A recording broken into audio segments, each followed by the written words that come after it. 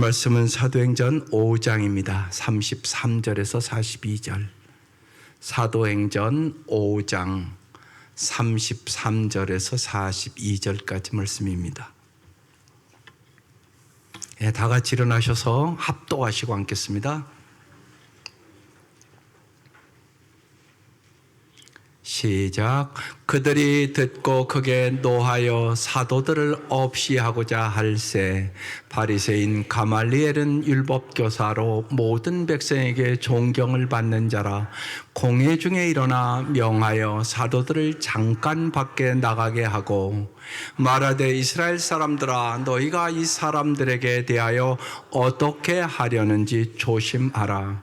이전에 드다가 일어나 스스로 선전하며 사람이 약 400명이나 따르더니 그가 죽임을 당하며 따르던 모든 사람들이 흩어져 없어졌고 그 호적할 때 갈릴리의 유다가 일어나 백성을 꿰어 따르게 하다가 그도 망한즉 따르던 모든 사람이 흩어졌느니라. 이제 내가 너희에게 말하노니 이 사람들을 상관하지 말고 버려두라.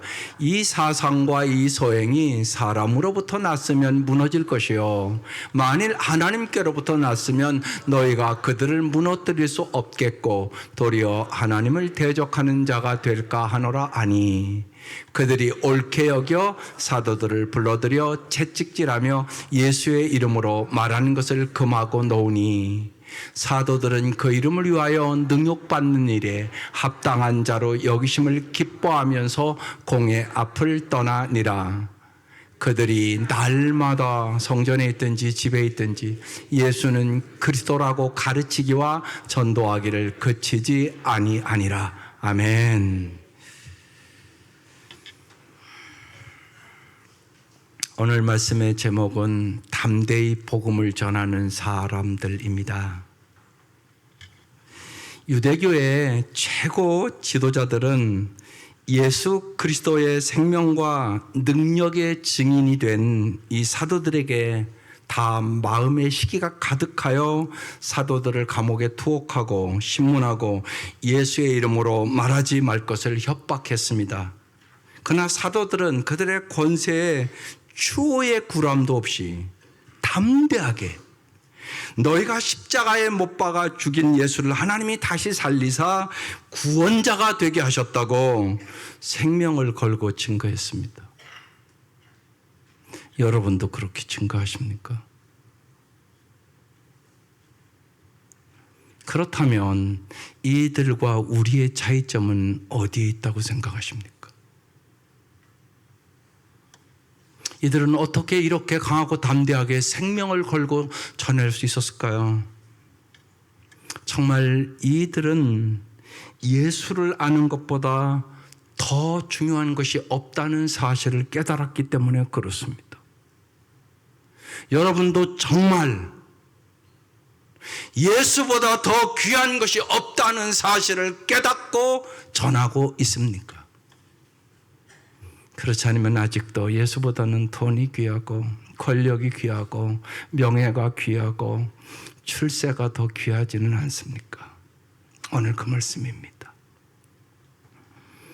가정의 달 5월에 여러분의 가정은 정말로 예수를 아는 것이 가장 중요하다고 생각하고 기도하고 사랑하는 자녀들을 교육하고 있습니까? 여러분은 정말 무엇이 행복을 준다고 진짜 생각하고 있습니까? 예수님은 두 사람이 집을 짓는데 한 사람은 반석 위에 한 사람은 모래 위에 집을 짓는다고 그랬습니다. 평온할 때는 모릅니다.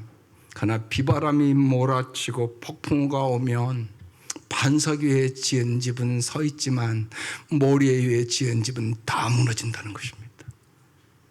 그러면서 예수님은 내 말을 듣고 행하는 사람은 그 집을 반석 위에 지은 지혜로운 사람과 같다고 말씀을 하셨습니다. 이스라엘 백성들이 가장 중요하게 여기는 말씀은 신명기 6장 4절에서 9절까지의 말씀입니다. 이스라엘아 들으라. 우리 하나님은 오직 유일한 여호와시니 너는 마음을 다하고 뜻을 다하고 힘을 다하여 내 하나님 여호와를 사랑하라. 오늘 내가 너에게 명하는 이 말씀을 너의 마음에 새기고 내 자녀에게 부지런히 언제나 반드시 가르쳐야 한다고 말씀하는 것입니다. 이 올해 여러분의 가정은 어떻게 서 계십니까? 여러 번 제가 여러분에게 그림을 그려줬습니다. 가정의 기초는 반드시 예수님과 예수님 말씀이어야 한다. 그리고 언제나 부부는 사랑과 순종의 기둥으로 서 있어야 한다. 가정에 두 개의 창이 있어야 되는데 그것은 이해와 용서의 창이 반드시 있어야 한다. 가정에 두 개의 대문이 있는데 선교와 구제의 삶을 살아야 한다. 그리고 어느 집이고 지붕이 있어야 하는 것처럼 반드시 말씀과 기도 안에서 경건의 생활을 하셔야 한다. 그리고 그 지붕 위에 비둘기 한 마리가 앉아야 되는데 성령 충만한 가정이 되어야 행복한 가정이 된다. 이게 성경이 얘기하는 그림입니다. 정말로 예수를 아는 것보다 더 귀한 것은 없습니다. 여러분이 예수를 아는 만큼 행복하게 될 것입니다. 그래서 첫 번째, 오직 예수님을 증거하는 이 사도들을 보십시오. 이들이 어떻게 이렇게 변했을까요? 예수님 십자가에 돌아가실 때 다 도망갔잖아요. 자기 살자고. 그런데 이들이 지금은 생명을 걸고 복음을 전한단 말입니다. 그 비결은 무엇이었을까요? 한마디로 성령 충만이란 말입니다. 성령 충만이란 예수 충만입니다. 성령 충만한 사람에게서는 예수님을 닮은 인격을 만나게 됩니다.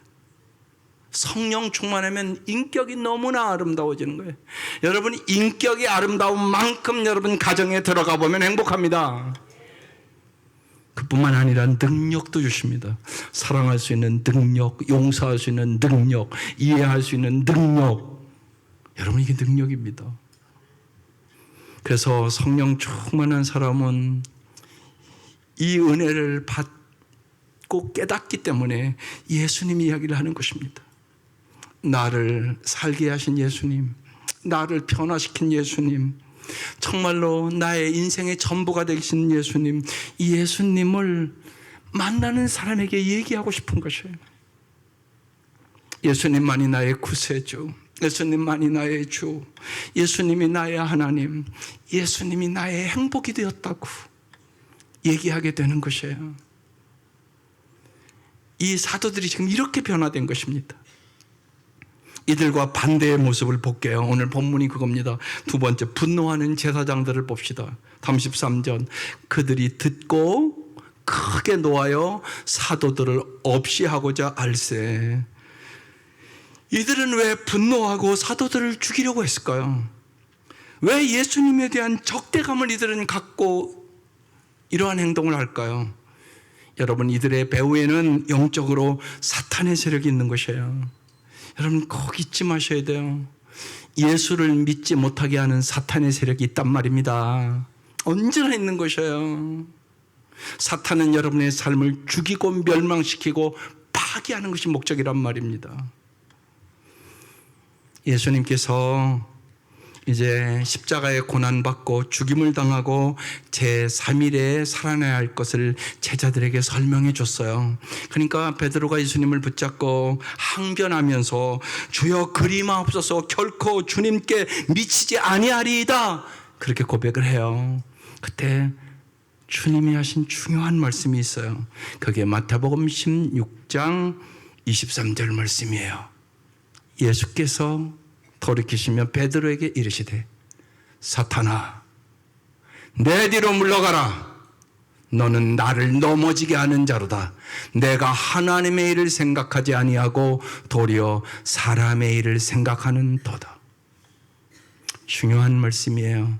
여러분, 우리가 얼마나 이기적이고 자기중심적이고 언제나 눈앞의 편안함만을 추구하는지 우리가 잘 알잖아요. 예수 처음 믿고 은혜 받으면 누구나 그 은혜에 감격하고 감동해서 나도 십자가의 길을 가겠다고 그래요. 조금 지나면 어떻게 하면 편한 길, 어떻게 하면 예수 이용해서 좀 잘 살아볼까, 이렇게 가요. 그래서 오늘 여러분 이미 찬송 다 불렀어요. 유대교회의 이 최고 지도자들은 사도들로 인하여 자기들의 기득권이 흔들릴지 모른다는 이기심으로 이들은 분노하여 하나님을 이용할 뿐 하나님을 생각하는 자들이 아니었다는 사실이에요. 여러분의 삶은 어떻습니까? 정말 이 자리에 와서 하나님의 일을 생각합니까? 사람의 일을 생각합니까? 여러분 오늘 이 자리에 왜 오셨습니까? 이 생각을 언제나 하고 사셔야 된다는 얘기입니다. 그런데요, 오늘 본문에 하나님을 생각하는 한 사람의 이름이 나옵니다. 세 번째, 지성과 역사의식을 가졌던 가말리엘이라는 사람의 이름이 등장합니다. 34절입니다. 바리새인 가말리엘은 율법 교사로 모든 백성에게 존경을 받는 자라. 공회 중에 일어나 명하여 사도들을 잠깐 밖에 나가게 하고, 이 바리새인들은요, 하나님의 말씀을 연구하고 강론하고 말씀대로 살려는 의지를 가진 대단한 사람들입니다. 사실은 이 가말리엘은 바리새인이었었어요. 그리고 율법 교사에 아주 말씀에 박식한 사람이죠. 모든 백성에게 존경받는 사람이었어요. 그는 유대인들에게 최고의 존경을 받는 사람이었고 사도 바울의 선생이었었어요. 놀라운 사람이죠.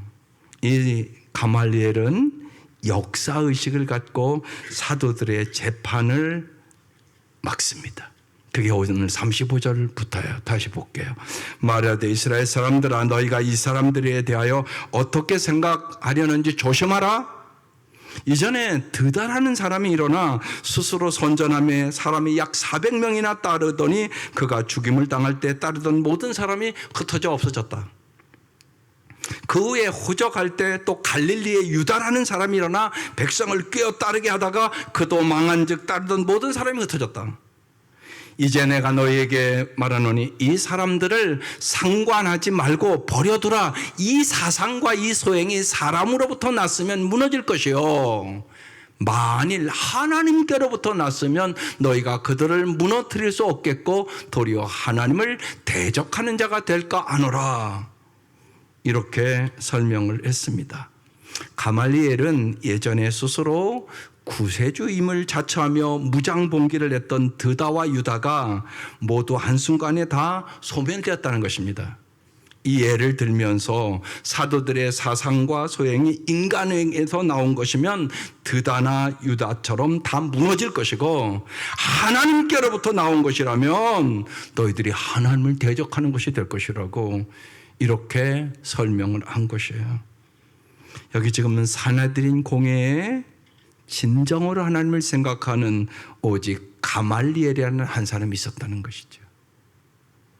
이 사람은 나중에 예수를 믿게 됩니다. 여기서 여러분 우리는 언제나 잘 생각하셔야 한다는 것입니다. 40절에 그들이 옳게 여겨 사도들을 불러들여 채찍질하여 예수의 이름으로 말하는 것을 금하고 놓아줬어요. 가말리엘의 충고를 받은 사람은 그의 권위와 존경 때문에 사도들을 채찍질하여 때리고 풀어줬습니다. 인간이 순간적으로 하나님을 생각할 수는 있지만 하나님의 관점으로 판단하고 행동하는 것은 여러분 쉽지가 않습니다. 이 종교 지도자들은 그런 사람들이었단 말입니다. 저는 우리 성도들에게 언제나 그래서 얘기합니다. 종교 생활하지 말라고. 여러분 교회 다니면서 종교 생활하는 사람은 불쌍한 사람이에요. 그리고 여기 종교 지도자들과 다를 바가 없는 인생을 살게 됩니다. 그래서 여러분 근본적인 질문을 드리고 싶습니다. 여러분 신앙이 무엇입니까? 여러분 나름대로 명확한 정의를 가지고 있어야 될 거 아니에요. 그래야 내가 신앙생활을 잘 할 수 있게 되는 것입니다. 괜찮아요? 상관없습니다. 저는. 그러니까 그냥 내비두세요. 그리고 잘 말씀드리면 되겠습니다. 여러분 같이 읽겠습니다. 신앙이 무엇인가? 이 정의를 꼭 갖고 사셔야 돼요. 시작. 매사에 하나님을 생각하고 하나님의 관점으로 세상을 판단하고 실행하는 것을 의미합니다. 마음판에 새기셔야 돼요. 그도인의 모든 신앙훈련은 바로 이것을 위하여 하는 것이에요. 하나님을 생각하고 하나님의 관점으로 바라보고 하나님의 관점으로 판단하고 하나님의 관점으로 결정하고 선택하고 살아가는 삶, 이게 신앙생활이에요. 저절로 절대 안 돼요. 여기만 나가면 바로 잊어버린 사람도 있단 말이에요. 쉬운 얘기로 집에 갔더니 애들이 오박난전이네. 그러면 감정이 올라올까요? 안 올라올까요? 그러면 엄마가 막 야단치고 이게 뭐냐 막 그러면요, 아이가 생각이 어떻겠어요? 우리 엄마는 교회만 갔다 오면 야단친다. 나 교회 안 가. 그렇게 되는 거잖아요. 여러분 잊지 마셔야 돼요. 그 작은 일들, 그것을 하나님의 관점으로 볼 수 있는 실력을 길러야 되는 것이에요. 이게 신앙생활입니다. 여기 유대의 최고 지도자들은 이 중요한 부분이 결여되어 있는 사람들이란 말입니다. 어떻게 하면 자기 이익, 자기 욕심, 그리고 내 소원을 이룰까, 여기에 초점을 맞춰서 이 사도들을 지금 죽이려고 하고 있는 것입니다. 채찍질까지 당한 이 사도들이 어떠한 반응을 보이는가? 여러분 이 반응을 잘 보고 우리 자신을 돌아봐야 합니다. 사도들의 반응을 봅시다. 41절 같이 읽겠습니다. 시작. 사도들은 그 이름을 위하여 능옥받는 일에 합당한 자로 여기심을 기뻐하면서 공의 앞을 떠나니라. 여러분도 이렇게 삽니까? 잘 보세요, 이 말씀. 사도들은 감옥에서 나와서 기뻐한 것이 아니라 예수의 이름을 위하여 능욕받는 일에 합당한 자로 여기심을 받았음을 기뻐했다고 써놨어요. 사도들은 왜 까닭없이 채찍질 하느냐고 항거하거나 원망하지 않았습니다. 그들은 어둠의 세상에서 진리를 전하기 위하여 능욕을 감수해야 함을 당연한 것으로 받아들였고 자신들이 그 일에 쓰임받는 것을 기쁨으로 받아들였다고 얘기하는 것이에요. 여러분은 무엇을 기뻐하십니까? 신앙생활 하면서 여러분 뭘 기뻐하세요?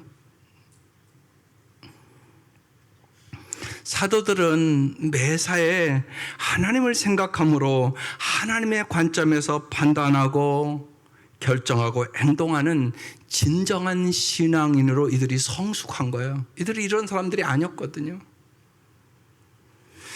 신앙은 일주일에 한 번 주일 예배 시간에 하나님을, 그것도 하나님에 대하여 생각하는 것이 아닙니다. 신앙은 평소 날마다 기도를 통하여 말씀을 통하여 하나님을 생각하는 것이고 하나님의 관점에서 세상을 판단하고 선택하고 실행하며 살아가는 것입니다. 그때만 우리는 오늘 이 본문의 사도들처럼 어떠한 상황이든 믿음으로 세상의 악을 이기고 극복할 수 있게 되는 거죠. 사도들은 사랑하는 주님을 전할 수만 있다면 감옥이나 핍박이나 어떤 조건이나 환경도 문제가 되지 않았습니다. 예수의 이름을 위하여 내가 희생을 하고 죽을 수 있다면 이것은 기쁨이라고 이들의 생각은 바뀌었어요. 예수의 이름보다 귀한 이름이 없고 예수의 이름보다 복된 이름이 없고 예수의 이름보다 능력 있는 이름이 없고 예수의 이름을 위하여 내 생명을 바칠 만큼 살만한 가치가 있다고 이들은 믿었다고요. 이게 믿음이에요. 바울도 그것을 깨달았어요. 그리고 고린도후서 4장에 기가 막힌 고백을 해요. 한번 보십시다. 우리가 사방으로 우겨쌈을 당하여도 쌓이지 아니하며 답답한 일을 당하여도 낙심하지 아니하며 박해를 받아도 버림받지 아니하며 거꾸러뜨림을 당하여도 망하지 아니하고 우리가 항상 예수의 죽음을 몸에 짊어짐은 예수의 생명이 또한 우리 몸에 나타나게 하려 함이라. 선한 일을 하고서도 사방으로 우겨쌈을 당하고 답답한 일을 당하고 심지어 박해까지 당하다가 마침내 여러분 거꾸로지고 만다면 적어도 바보가 아니라면 자기의 삶의 길을 바꾸는 것이 타당하지 않습니까? 그러나 바울은 아무리 우겨쌈을 당하는 시험을 당해도 자신은 결코 그 상황에 쌓이지 아니하며 아무리 답답한 일을 당해도 낙심하지 않으며 아무리 박해를 받아도 버림받지 않으며 아예 거꾸러진다 해도 망하지 않는다고 말씀하잖아요. 더더욱 예수의 생명의 증인이 되기 위하여 기꺼이 자기를 부인하는 삶을 살겠다고 말씀하는 거예요. 매사에 하나님을 생각하는, 하나님의 관점으로 판단하고 행동하는 진정한 신앙인이 되었다는 뜻이에요. 하나님의 관점에서 볼 때 진리를 위한 반복만이 참된 삶이요, 진리를 위하여 죽는 것은 영원히 사는 것임을 확신했다는 고백입니다. 사람이 한번 죽지 안 죽겠어요? 근데 무엇을 위하여 여러분의 생명을 드리겠습니까? 헌신과 고난은 그도인의 특권입니다. 진실로 예수의 이름을 위하여 모함 받아보지도 못하고 오해 받아보지도 못하고 손해도 본 일이 없다면 여러분 어떻게 예수를 사랑한다고 말할 수 있겠습니까? 여러분이 희생 없이 대가를 치름이 없이 어찌 사랑이 있을 수 있겠습니까? 여러분 한 남자가 애인만 생겨도요 시간도 희생하고요 물질도 희생하고요 만나자고 하면 얼른 쫓아가고요 희생 없이 사랑이 된다고요? 그런 일은 없습니다. 반드시 사랑에는 희생이 있고 대가를 지불한단 말입니다. 그러면 예수님 사랑한다며요. 여러분 예수를 위하여 당신이 희생한 건 뭐 있습니까? 그 질문을 지금 하고 있는 것이에요. 교회에 와서 오해도 받고요 때로는 속상한 일도 있고요 그러면서도 말하지 않고 변명하지 않고 싸우지 않고 하나님께 영광이 되지 않기에 그냥 당하는 것이에요. 이것이 오늘 그 이름을 위하여 능욕받는 거라고 기록되어 있는 거죠. 그도인이란 예수로 인하여 십자가를 지기로 결단한 사람이 진정한 그리스도인입니다. 이 확신이 있어야 돼요. 이거 없으면 여러분 다 예수 버려요. 십자가를 지기로 결단한 것이에요. 나는 죽고 예수로 살기로 결단한 것이에요. 누구든지 나를 따르려거든 자기를 부인하고 자기 십자가를 지고 나를 쫓을 것이니라. 이 말씀을 붙잡고 살아가는 거죠. 마태복음 5장에 주님께서 정말 우리에게 복의 복을 주기를 원하시면서 하늘의 놀라운 산상수훈의 팔복을 주시기를 원하시면서 그 결론을 여러분 팔복 8번째 복을 이렇게 말씀해요. 그게 유명한 마태복음 5장 10절에서 12절 말씀이에요. 같이 읽어볼게요. 시작. 의를 위하여 박해를 받은 자는 복이 있나니 천국이 그들의 것임이라.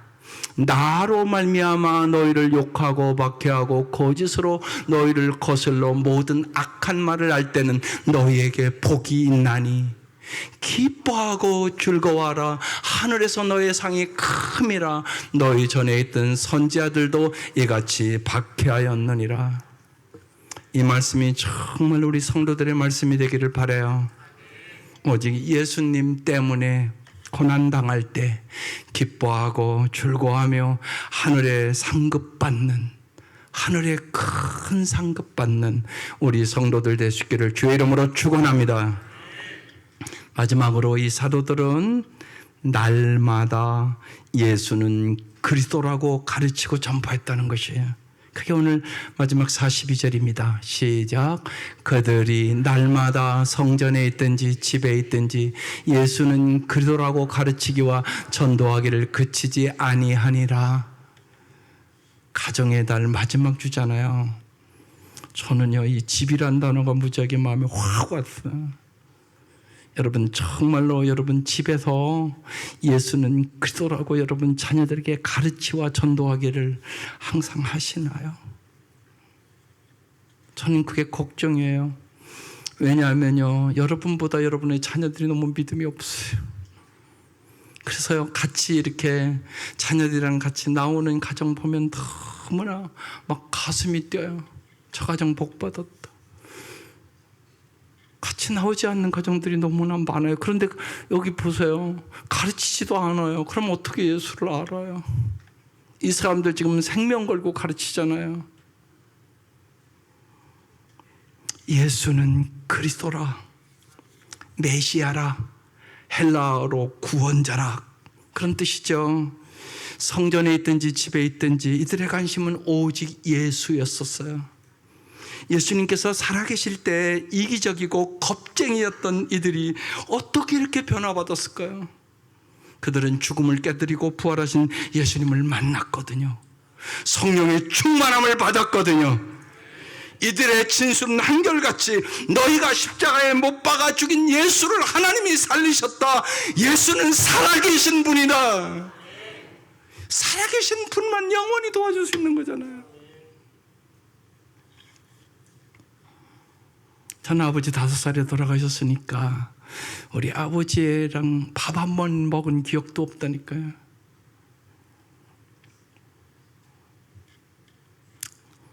아버지는요, 돌아가시면 아무것도 못 하더라고요.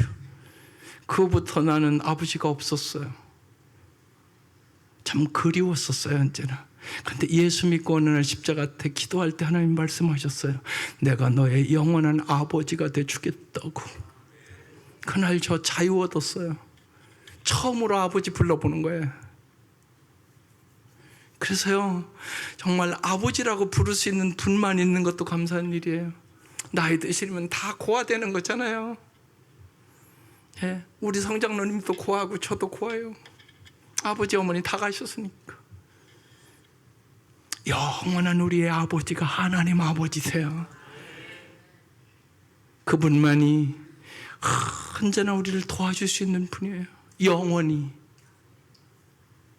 이 복음을 지금 전하는 것이잖아요. 사도들은 예수가 그리스도임을 증언하는데 그들의 일생을 기꺼이 바쳤어요. 어떠한 박해와 핍박과 죽음도 두려워하지 않고 예수가 그리스도라고 그들은 전하며 죽어갔단 말입니다. 그들은 정말 부활하신 예수 그리스도를 만났고 살아계신 그리스도 안에서 그들의 생명의 삶과 그들의 전 삶의 존재가 변화됐어요. 저는 오늘 그런 생각이 더 들어요. 저는 우리 형제들을 잘 몰라요. 제가 22살 때 날마다 어떻게 하면 죽을까 생각했던 사람이거든요. 주님이 나를 살려주셨죠. 예수를 안 만났으면 저는 그때 자살했어요. 주님이 나를 살려주셨어요. 주님이 나를 변화시켰어요. 정말 예수가 누군가를 가르쳐 주셨어요.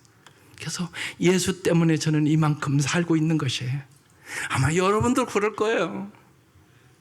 이 예수를 우리는 전해야 되는 것이죠.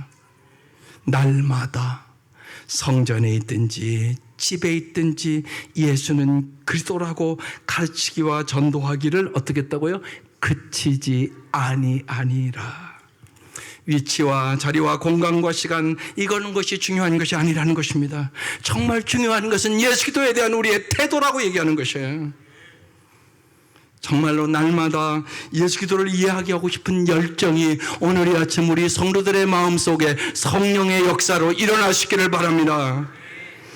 왜 하나님은 우리를 불렀습니까? 이 예수를 알고 전하라고. 영생이 무엇입니까? 요한복음 17장 3절에 영생은 예수님을 아는 것이다. 예수를 아는 것보다 더 중요한 것이 없다는 것이에요. 예수가 생명이니까. 여러분, 생명보다 더 중요한 게 어디 있어요, 세상에. 세상 사람은 죽으면 다 끝났다고 생각하잖아요. 병원 가보시라고. 하루 이틀 더 살고 싶어서, 열흘 더 살고 싶어서 얼마나 사람들이 애를 타고 사모하는지, 수술 바깥에서 기다리는 그 사람들의 마음이 어떠한지, 인간의 육신의 생명도 그렇게 좀 더 살게 하고 싶어서 얼마나 사람들이 힘쓰는지 알잖아요. 예수님은 그래서 우리에게 영생을 주시기 위하여 십자가에 죽으신 거란 말입니다. 이 예수보다 더 중요한 것은 없어요. 그래서 정말 우리가 찬송 부르는 것처럼 내 영혼이 은총이 여보 중한제짐 벗고무니 슬픔 많은 이 세상도 천국으로 화하도다. 높은 산이 거친들이 초막이나 궁궐이나 내 주 예수 모신 것이 하늘나라. 이 은혜를 주시기를 원하시는 것이에요. 따라서 우리는 날마다 예수 기도를 가르치고 전도하기를 쉬지 말라고 부름받은 사람들인 것입니다. 일본의 위대한 신앙스승 우찌무라 간조가 일일일생이라는 그의 유명한 책에서 이렇게 고백해 놨어요. 만일 예수 그리스도께서 세상에 오지 않았다면 어떻게 되었을까? 세상에 공자도 있고 석가도 있고 마흐베토도 있고 플라톤도 있고 알렉산더도 있고 시저가 있어도 만약 예수 그리스도가 없었다면 어떻게 되었을까? 예수가 없는 나는 전쟁터에서 수많은 적들을 물리치는 용사가 되었으리라. 국가를 해치려는 자를 섬멸하는 대장부가 되었으리라. 혹은 가난한 사람을 돕기 위하여 한 몸을 내어주는 자선가가 되었으리라. 그러나 예수 그리스도가 없었다면 죄를 용서받는 기쁨, 하나님의 아들이 되는 기쁨, 나는 죽고 예수 안에서 살아가는 새 생명의 기쁨, 부활의 소망, 영생의 약속, 예수 그리스도 안에서 받을 수 있는 하나님의 이 선물을 받지는 못했으리라. 그리스도인의 신학은 오직 예수 그리스도다. 그리스도인의 윤리도 오직 예수 그리스도다. 그리스도인의 성결은 오직 예수 그리스도다. 그리스도인의 완성도 오직 예수 그리스도다. 예수 그리스도뿐이다. 오직 예수 그리스도뿐이다. 따라서 우리는 날마다 예수를 그리스도라고 구원자라고 가르치기와 전도하기를 쉬지 않아야 하는 것입니다.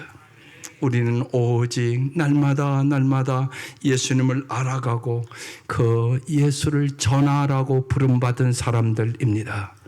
오직 예수 안에 영생이 있기 때문에 그렇습니다. 우리 모두 예수 그리스도의 빛 속에서 날마다 하나님의 관점으로 바라보며 하나님의 자녀답게 살아가고 우리의 삶을 통하여 오직 예수 그리스도가 전파되기를 주의 이름으로 축원합니다. 기도드리겠습니다. 이 시간 1분 동안 결단의 기도를 하는 시간입니다. 매사에 하나님을 생각하고 하나님의 관점으로 보고 판단하고 행동할 수 있도록 길이요 진리요 생명이신 이 예수를 날마다 알아가는 기쁨과 예수님 때문에 행복한 삶을 살고 영원한 행복을 주시는 이 예수를 전하며 살고 나 때문에 행복해지는 사람들이 많을 수 있도록 하나님 나를 성령의 도구로 사용하여 주옵소서. 간절히 기도하겠습니다. 하나님 아버지, 예수만이 오직 그리스도십니다. 주님만이 길이요 진리요 생명이 되어 주십니다. 주님이시여 구원하시옵소서. 주님이시여 예수 안에서 참 자유와 평안과 기쁨을 누리게 하여 주옵소서. 슬픔을 이기게 하시옵소서. 아픔을 이기게 하여 주시옵소서. 주님만이 오직 구세주이십니다. 주님, 저희들을 건져 주시옵소서. 주님, 주께서 이 아침 간절히 간구하는 기도에 응답하여 주셔서 주님의 능력으로 세상을 이길 수 있도록 은혜를 베풀어 주옵소서. 하나님 아버지, 예수 그리스도를 우리를 구원하시기 위하여 이 땅에 보내주심을 진실로 감사드립니다. 오늘 이 아침도 주님께서 역사하여 주셔서 우리의 구원자가 되심을 경험시켜 주시옵소서. 예수의 이름으로 병마를 이기게 하시옵소서. 예수의 이름으로 슬픔을 이기게 하여 주시옵소서.